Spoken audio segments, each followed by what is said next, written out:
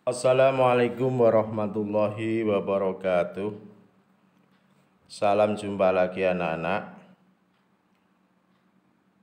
Semoga kalian tetap dalam keadaan sehat lahir dan batin dan tetap dalam lindungan Allah Subhanahu wa taala. Meskipun sampai saat ini kita belum bisa menyelenggarakan pembelajaran secara langsung, tapi tetap melakukan pembelajaran secara online. Tapi mudah-mudahan tidak mengurangi semangat kalian untuk tetap belajar, untuk mengubah diri kita menjadi yang lebih baik. Baik, langsung saja dalam pertemuan kali ini kita memasuki bab 4, yaitu menyusun cerita inspiratif. Perlu kalian ketahui bahwa bab ini adalah bab terakhir untuk pelajaran kelas 9 di semester kedua ini, ya. Ini merupakan bab terakhir. Untuk itu saya harapkan anak-anak juga mempersiapkan diri untuk menghadapi Eptanas nanti. Mudah-mudahan nanti tetap ada Eptanas dan diselenggarakan, dan anak-anak saya harapkan sudah bersiap mulai sekarang, ya. Baiklah anak-anak, pada pertemuan kali ini kompetensi dasar kita adalah 3.11, yaitu mengidentifikasi isi ungkapan simpati, kepedulian, empati, atau perasaan pribadi dari teks cerita inspiratif yang dibaca dan didengar. Kemudian 4.11 ini menyimpulkan, yaitu bukan menimbulkan, yaitu menyimpulkan isi ungkapan simpati, kepedulian, empati, atau perasaan pribadi dalam bentuk cerita inspiratif yang dibaca atau didengar.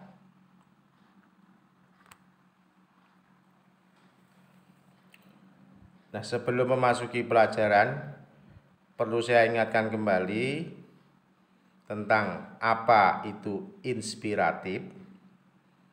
Inspiratif itu berasal dari kata inspirasi yang artinya ilham. Inspirasi mendapat akhiran if menjadi inspiratif. Mungkin kalian ingat bahwa segala sesuatu yang diakhiri dengan if nanti akan bermakna sebagai kata sifat. Artinya inspiratif adalah mengilhami atau bersifat memberikan ilham atau bersifat memberi inspirasi, ya, atau membuka ide, memberi ide. Kemudian yang berkaitan dengan inspirasi tadi di kompetensi dasar jelaskan, yaitu simpati. Simpati adalah sikap atau perasaan yang dapat merasakan perasaan orang lain, ya. Kemudian empati. Empati adalah larutnya kejiwaan yang seolah-olah ikut merasakan yang dirasakan orang lain. Jadi antara simpati dan empati ini ada perbedaan tipis. Kalau simpati itu bisa hanya bersikap kasihan atau ikut merasakan kesedihan, tapi kalau sudah empati, itu seolah-olah jiwanya sudah seolah-olah merasakan apa yang dirasakan orang lain. Jadi kalau orang lain gembira, juga ikut gembira. Kemudian kepedulian. Kepedulian merupakan perasaan yang ditujukan kepada orang lain untuk memberikan motivasi tindakan positif. Kemudian terakhir, perasaan pribadi. Perasaan pribadi merupakan kesadaran yang menghasilkan penilaian positif atau negatif. Yaitu perasaan pribadi artinya kita tetap dalam keadaan sadar untuk menilai seseorang itu positif atau negatif. Oke, kita lanjutkan. Nah, anak-anak, pada pertemuan yang pertama kali ini kita akan membahas tentang pengertian teks inspiratif. Yang kedua, struktur teks inspiratif. Sedangkan yang ketiga adalah ciri kebahasaan teks inspiratif. Mungkin untuk yang contoh teks ilustratif nanti kita bicarakan pada pertemuan berikutnya. Lalu apa pengertian teks inspiratif itu? Teks inspiratif merupakan cerita yang digunakan sebagai media untuk mendapatkan ilham, ide, atau gagasan yang dapat memotivasi seseorang untuk mencapai tujuan yang positif. Kemudian, apa fungsi teks inspiratif? Teks inspirasi berfungsi atau diharapkan mampu memberikan atau menggugah semangat atau memotivasi atau juga menumbuhkan rasa percaya diri untuk menghadapi tantangan dengan selalu berpikiran dan bertindak secara positif untuk mencapai tujuan yang lebih baik.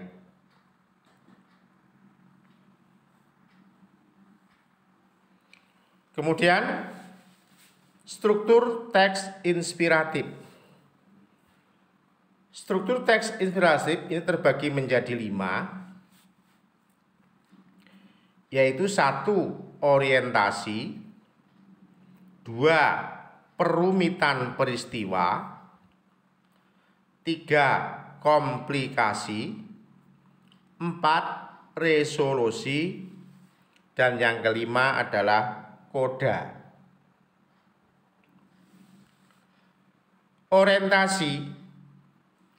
Orientasi ini atau di dalam orientasi ini berisi pengenalan tokoh dan latar belakang masalah.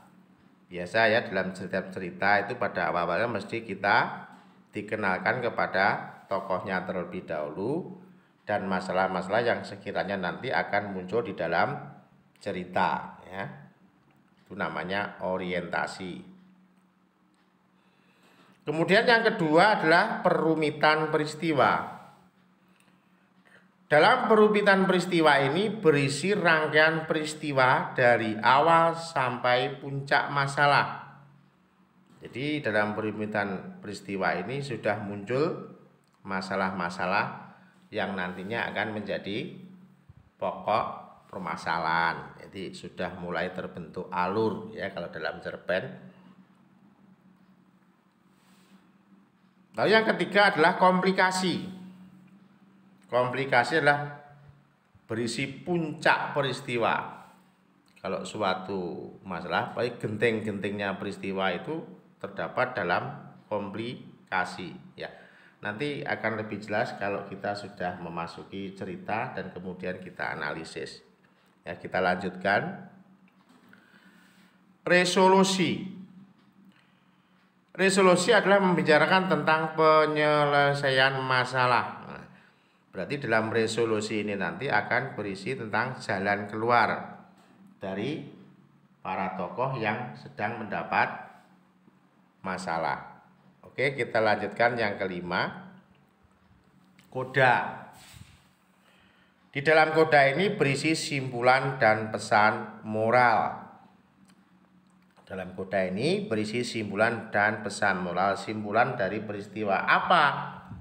Hikmah apa yang bisa kita ambil? Pesan moral kalau dalam cerpen biasa disebut dengan apa? Amanat cerpen ya, baik itu secara tersurat maupun secara tersirat. Selanjutnya adalah Ciri kebahasaan teks inspiratif. 1. Cirinya memiliki kata keterangan tempat. Memiliki kata keterangan tempat, keterangan waktu, keterangan tujuan, dan keterangan cara.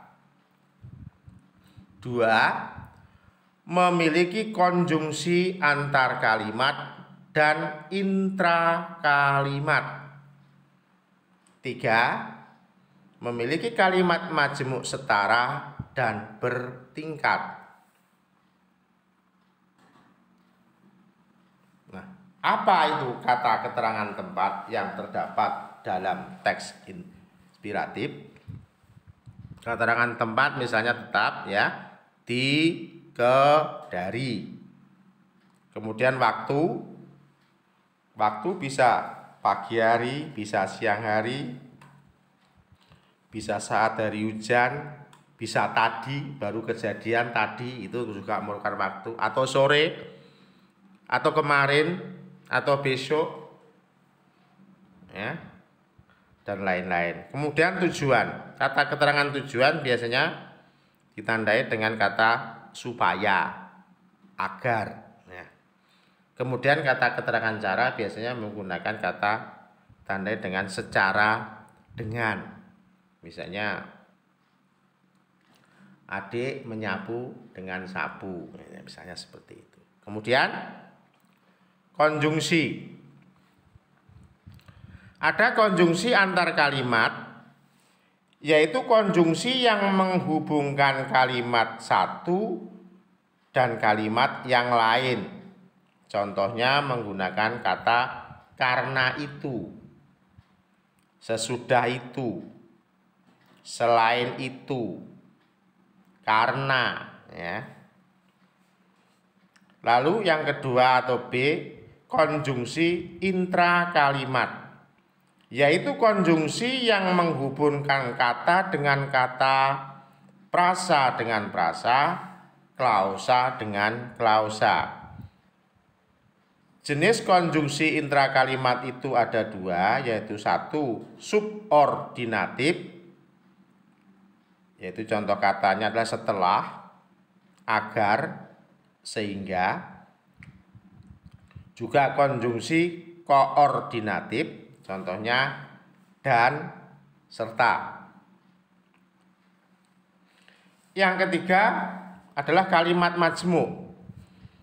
Dalam teks inspiratif terdapat kalimat majemuk setara, yaitu kalimat majemuk yang memiliki hubungan koordinatif dan dapat dipisahkan, memiliki konjungsi dan, lalu, sedangkan, bahkan. Contohnya dalam kalimat misalnya begini. Kalimat majemuk setara ini bisa berdiri sendiri. Kaori menyapu halaman. Hanako memasak sayur. Ini dua kalimat yang berdiri sendiri, namun kalau disatukan bisa atau dirangkaikan bisa menjadi kalimat majemuk setara, yaitu Kaori menyapu halaman sedangkan Hanako memasak sayur. Kaori dan Hanako itu dua orang ya, kalau dalam contoh ini bukan satu orang. Oke. Lalu yang kedua adalah kalimat majemuk bertingkat, yaitu kalimat majemuk yang memiliki klausa-klausa bertingkat dan tidak dapat dipisahkan. Nah, kalau kalimat majemuk setara tadi bisa dipisahkan, tetapi kalau kalimat majemuk bertingkat tidak dapat dipisahkan. Dalam kalimat majemuk bertingkat, konjungsi yang digunakan biasanya waktu, syarat, tujuan, sebab akibat, perbandingan. Ini contohnya. Adelia belajar giat agar pandai. Agar itu menyampaikan apa?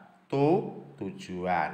Adelia belajar giat agar pandai. Agar itu merupakan tujuan. Ada kata yang digaris bawah itu ya. Kemudian contoh yang lain. Arjuna sangat pandai karena rajin belajar. Karena itu merupakan sebab. Kalau ingin pandai ya harus belajar. Tidak ada orang pandai tanpa belajar. Karena Arjuna rajin belajar, sehingga ia menjadi pandai. Jadi itu konjungsi sebab akibat.